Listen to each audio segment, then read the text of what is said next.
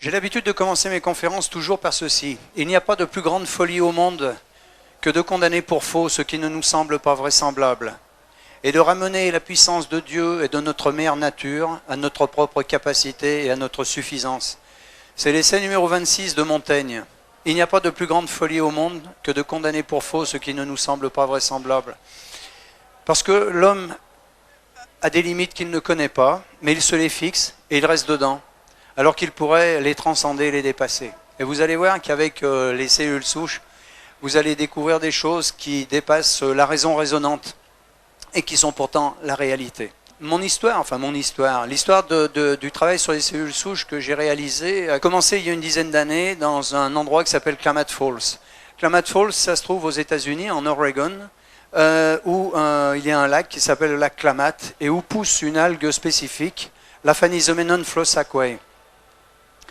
La Phanizomenon flosaceae est une algue unique au monde. Unique au monde, elle est sauvage, elle ne pousse que là-bas, elle ne peut pas la cultiver. Et elle a une particularité, c'est l'aliment le plus riche connu à ce jour sur la planète, avec 115 micronutriments. Cette algue est connue depuis très très longtemps aux États-Unis et également dans d'autres pays. Elle a seulement été autorisée en France le 20 septembre 2007. Et cette algue, aux États-Unis, on s'était aperçu que les gens qui la consommaient n'étaient jamais malades, ou ceux qui étaient malades revenaient en santé. Et un de mes collègues me dit, et si dans cette algue il y avait des éléments, des molécules qui stimulent la production des cellules souches de moelle osseuse. La théorie des cellules souches date de Maximo en 1907. Vous voyez que ce n'est pas d'aujourd'hui, donc on n'a rien découvert. On a juste essayé d'appliquer, d'augmenter cette prolifération de ces cellules souches. Alors, l'homme est composé de 75 billions de cellules. Pour arriver à ces 75 billions de cellules, eh bien, il a bien fallu commencer par une, pour que ces cellules se multiplient. Chaque jour, notre corps va fabriquer des cellules de réparation. Notre cœur va fabriquer des cardiomyocytes, le foie des hépatocytes. Mais le foie ne fabriquera que des hépatocytes et le cœur que des cardiomyocytes, parce que ces cellules sont différenciées. Ce sont des cellules d'organes, d'accord ? Et une cellule de cœur ne peut pas aller réparer une cellule de foie. Ou un foie, et une cellule de foie ne peut pas aller réparer un cœur, c'est biologiquement impossible. Le corps génère en moyenne 25 millions de cellules de réparation par jour.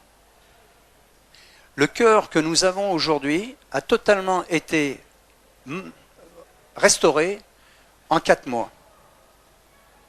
En 4 mois, le cœur que nous avons aujourd'hui n'est pas du tout le même que celui que nous avions il y a 4 mois. Il en est ainsi de tous les organes et même du cerveau. Et ce qui est étonnant dans le cerveau, c'est que ces cellules, les neurones et les cellules gliales se régénèrent en permanence et pourtant on a le souvenir de ce qui s'est passé il y a 1 an, il y a 2 ans, il y a 10 ans, il y a 20 ans. C'est un miracle. Avant d'arriver à un corps complet de 75 billions de cellules, eh bien, il faut bien commencer par une seule. Alors comment ça se passe chez les mammifères ? Eh bien, c'est un ovocyte qui est fécondé par un spermatozoïde, bien entendu, et qui va donner la vie. L'homme ne sait pas donner la vie. L'homme ne donne pas la vie. C'est un acte magique. Nous pouvons dupliquer, nous pouvons cloner. Nous ne pouvons pas donner la vie. On ne sait pas faire, ça ne nous appartient pas, grâce à Dieu. Cette cellule fécondée, cet œuf fécondé, cet ovocyte fécondé va se multiplier pour donner des cellules dites totipotentes. Et là, nous sommes dans les cellules souches, mais embryonnaires. Ces cellules souches embryonnaires vont ensuite se multiplier pour donner apparition de ces cellules pluripotentes qu'on va appeler des blastocytes, dans lesquels on va trouver des blastocèles. Puis l'embryon, le fœtus, puis l'humain. Les cellules totipotentes ici, ce sont les cellules embryonnaires. Totipotente, ça veut dire toute potentialité. Toute potentialité. Retenez bien ça, tout est là-dedans. Tout est dans ce tableau. Cellule embryonnaire totipotente. Une cellule. Cette cellule, elle va se multiplier en deux.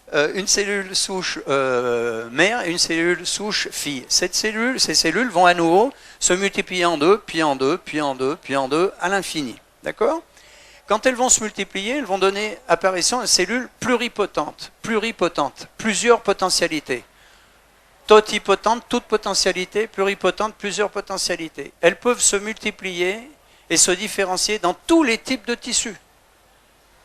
C'est-à-dire qu'une cellule totipotente ou pluripotente peut faire du cerveau, du foie, du pancréas, de l'œil, de l'estomac, de l'intestin, tous les organes.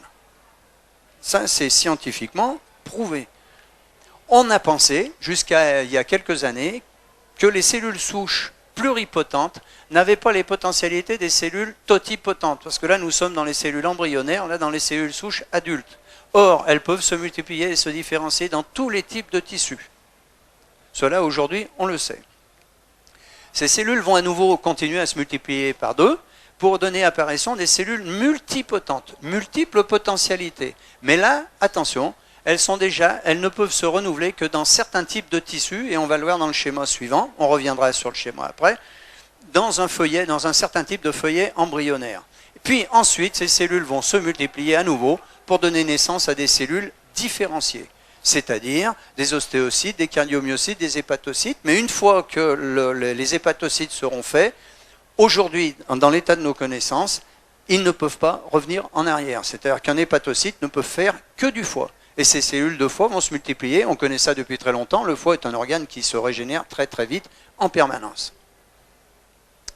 Donc voilà l'œuf ici fécondé, le zygote, l'ovocyte, qui va, une fois fécondé, va donner apparition, naissance à des blastocytes dans lesquels on va trouver une trentaine de blastocèles. Ces blastocèles vont se multiplier et puis vont migrer, soit dans l'endoderme, soit dans le mésoderme, soit dans l'ectoderme. C'est ce que je vous disais dans le tableau précédent, c'est-à-dire que cellules multipotentes peuvent se renouveler qu'en certains types de tissus.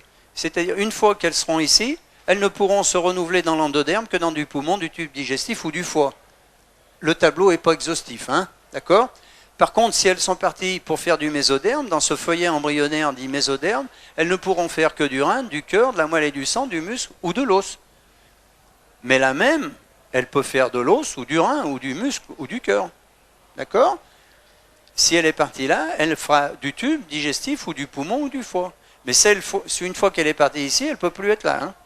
Et si elle part dans l'ectoderme, elle fera de la peau, du cerveau ou des nerfs. D'accord ? Mais une fois qu'elle sera ici du nerf, on revient là, elle est différenciée. Elle ne peut plus revenir en arrière. Vous allez comprendre ce que sont les cellules souches, c'est très simple, c'est très facile. Quand j'étais petit garçon, et puis je suppose que tous les petits garçons, enfin tous les hommes ici aujourd'hui, quand on était petit, on joue avec des lézards, on les attrape par la queue et les lézards ils cassent leur queue. Et la queue du lézard repousse. Cellules souches qui font repousser la queue du lézard.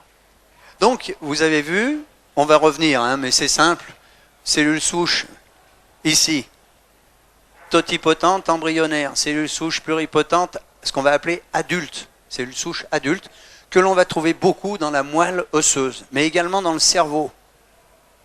Mais il est plus facile de travailler sur de la moelle osseuse que de travailler sur du cerveau. Imaginons, et ça c'est fait, bien entendu, que ces cellules souches de moelle osseuse, on vienne les prélever avec une seringue, on les cultive, on les multiplie dans des boîtes de, ce qu'on appelle les boîtes de pétri, on les nourrit, on les fait se multiplier, et une fois qu'elles sont multipliées par milliers, par millions, on va les réinjecter dans l'organe qui est malade, et ces cellules souches de moelle osseuse que l'on a prélevées, qu'on va réinjecter dans le cœur, vont faire du cœur. Mais si on les avait réinjectées dans le foie, elles auraient fait du foie. Au bout de quelques jours, et vous allez voir des photos dans quelques instants, des vraies photos, eh bien, au bout de quelques jours, le cœur est entièrement reconstitué. Vous voyez qu'il n'y a même pas de traces de cicatrice, il n'y a pas de nécrose au niveau du cœur.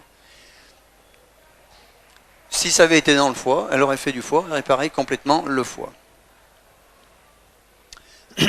Alors, les petits points bleus ici, ce sont les cellules souches qui, naturellement, tous les jours, nous en relarguons environ 3 millions de cellules souches de moelle osseuse. Hein, environ 3 millions.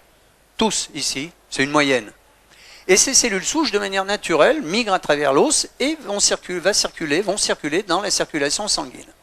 Il faut 36 heures à une cellule souche pour qu'elle fasse le tour complet du corps humain. 36 heures. Alors imaginons que ce petit point bleu ici, ce sont des cellules souches qui circulent, hein, ça c'est des veines, des artères, et puis elles partent ici. Et elles arrivent dans le foie. Et ici, vous voyez dans le foie, injury. Injury, c'est un stress. Il y a un problème au foie. Eh bien, qu'est-ce qui va se passer? Le foie, lorsqu'il a un problème, quel que soit l'organe, il va générer des signaux de détresse, ce qu'on appelle des cytokines. Imaginons qu'il y ait le feu ici, qu'est-ce qu'on va faire? On fait le 18. Ben, on ne fait que reproduire ce que fait la nature. Le foie, il fait le 18. Les cytokines vont appeler au secours. Donc, les cellules souches sont les pompiers, elles arrivent ici. Elles arrivent ici et elles vont réparer le foie, parce que le foie a appelé. Mais elles ne vont pas réparer ça comme ça par hasard. Et là, je vais vous montrer un tout petit morceau de film. Regardez-le bien, c'est assez impressionnant. Vous avez ici une cellule souche et ici ce qu'on appelle une cellule d'adhérence. Parce que les cytokines, ce sont ces signaux de détresse. Mais la cellule souche, quand elle va passer, elle va passer. Et comment elle va faire pour faire du foie? Eh bien, il faut qu'il y ait une cellule, ce qu'on appelle les cellules d'adhérence, qui vont les coopter. Et regardez bien ce qui va se passer. Ça, c'est une cellule souche. Ça, c'est une cellule d'adhérence. Regardez bien, ça ne dure pas longtemps, mais c'est très, très chouette. For the brain from embryonic stem cells. And it turns out that we're able to do this. And that these neural stem cells, as we call them. La cellule d'adhérence va chercher la cellule souche et lui dit, viens ici et toi, tu vas faire du foie, si c'est un problème de foie, ou du cœur, si c'est un problème de cœur. Ce film a été fait par l'université d'Édimbourg. C'est pas moi qui l'ai réalisé, mais je trouve que le petit morceau, bon, tout le reste, c'est très très chouette, mais celui-là est particulièrement beau. Donc cette cellule, ici, elle va passer, elle va arriver là parce qu'il y a eu des signaux de détresse des cytokines, et au moment où elle va passer là, il y a une cellule d'adhérence qui va la coopter, et pour dire, toi tu restes là, tu fais du foie. Et puis, il y en a beaucoup qui arrivent, et puis elles ressortent, soit parce que le problème est réglé, soit parce qu'il n'y a pas suffisamment à ce moment-là de cellules d'adhérence, donc elles vont refaire un tour. Et puis elle ressort, et puis elle vient ici. Et là, on s'aperçoit qu'il y a un problème sur le derme. Eh bien, exactement la même chose, cytokine, cellule d'adhérence, et celle qui était ici, qui est ressortie, qui n'a pas fait du foie, elle va faire du derme. Et si au lieu de venir ici, elle était partie là, eh bien, vous voyez, de l'intestin, cytokine, cellule d'adhérence, et elle va faire de l'intestin. Celle, quand elle est ici, elle ne sait pas si elle va faire du foie, de l'intestin ou du derme. Elle peut tout faire, pluripotente. C'est merveilleux, c'est merveilleux. Donc nous avons chaque jour 3 millions de cellules souches que nous libérons et qui sont capables de nous réparer. Lorsque l'on se blesse, je prends la main, c'est plus facile pour moi pour vous montrer, on se blesse à la main, eh bien vous savez qu'au bout il va y avoir du sang, et puis ça va coaguler, il va y avoir une croûte, et quand la croûte tombe, c'est réparé. Eh bien il y a des cellules souches évidemment de l'épiderme, et du derme si c'est profond, de l'épiderme en surface, qui sont venus réparer, mais également des cellules souches de moelle osseuse. Ah, c'est bien, vous dites ça, mais vous pouvez le prouver. Eh bien, c'était tout le but du travail, c'était de prouver que c'était bien des cellules souches. Alors, comment on fait? Eh bien, c'est très simple. Alors, un petit schéma ici, pour vous rappeler, si on parle bien de moelle osseuse, pas de moelle épinière, les cellules souches de moelle osseuse migrent à travers l'os, et ces cellules souches peuvent faire du muscle squelettique, des cellules épithéliales, des neurones, des cellules gliales, du muscle cardiaque, de la graisse, des globules rouges, des globules blancs, du cerveau, du foie, etc. Les mêmes. Les mêmes. Nous étions convaincus de ça, mais il fallait le démontrer. Donc nous avons demandé au professeur Orlik, vous voyez Orlik ici, le professeur Orlik, il travaille à l'université dans l'Illinois, et on lui a demandé, parce qu'il ne faut pas être à la fois juge et partie, il faut demander à l'extérieur, monsieur le professeur, est-ce que vous pouvez prouver que ce que l'on dit est vrai? Donc il a fait les essais. Alors qu'est-ce qu'il a fait? Eh bien il a provoqué une centaine d'infarctus du myocarde sur des souris. À ce moment-là, le professeur Orlik sépare ces 100 souris en 2 lots de 50.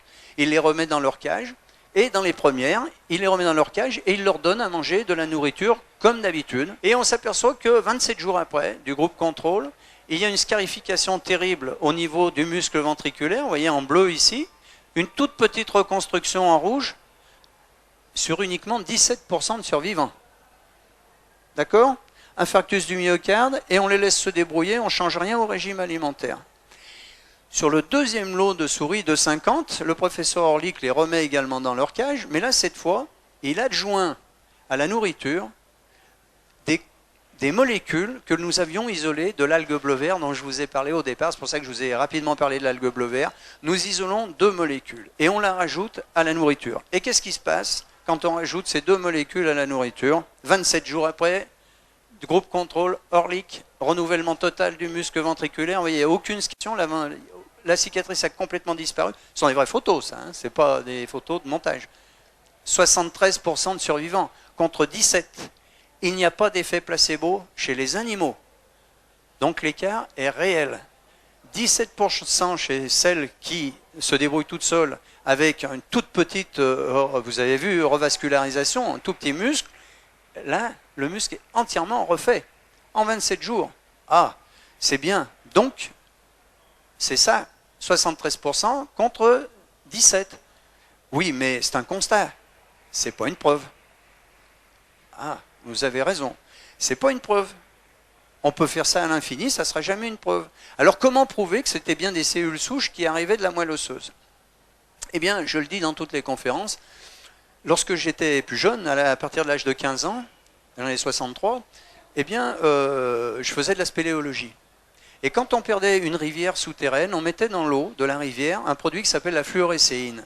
Cette fluorécéine, c'est un produit qui est indélébile et que l'on va retrouver 100 mètres, 500 mètres, 5 km, 10 km, 20 km, 30 km plus loin, quand l'eau va résurger. Et quand cette eau va résurger, va ressortir de la terre, dans un lac ou dans une rivière, on va voir que cette eau est fluorescente. C'est la preuve qu'elle vient bien de l'endroit où on a mis la fluorécéine, elle est passée dans la terre et elle ressort. Eh bien, on a fait exactement la même chose. Le professeur Orlik a simplement mis un produit fluorescent dans la moelle osseuse, que l'on appelle le test d'immunofluorescence. On provoque un infarctus du myocarde, ou peu importe l'accident, et à ce moment-là, on attend et on regarde ce qui se passe. Et 36 heures après, alors bon, ça c'est un dessin bien entendu, le cœur humain, il y a un infarctus du myocarde, et 36 heures après, qu'est-ce qu'on s'aperçoit? Que 30% des cellules de réparation étaient fluorescentes. Donc elles venaient bien de la moelle osseuse, elles avaient migré, et pour venir réparer le problème, grâce aux cytokines qui appellent, et aux cellules d'adhérence. CQFD. La démonstration était faite que c'était bien ça.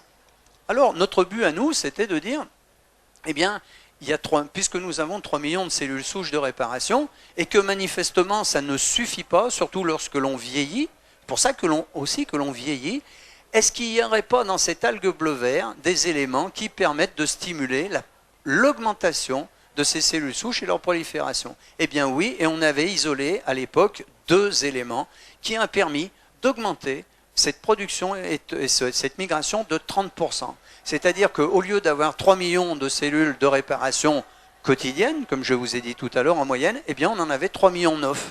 Donc on avait 900 000 cellules souches de réparation supplémentaires. Donc c'était déjà un grand progrès. En 2007, j'arrête de travailler avec l'équipe d'Oregon et de Californie, c'était la même, on travaillait dans les 2 universités. Et là, je vais travailler avec le professeur Paul-Raoul Sandberg à l'université de Tampa, en Floride. Tampa, c'est la 9e université des États-Unis.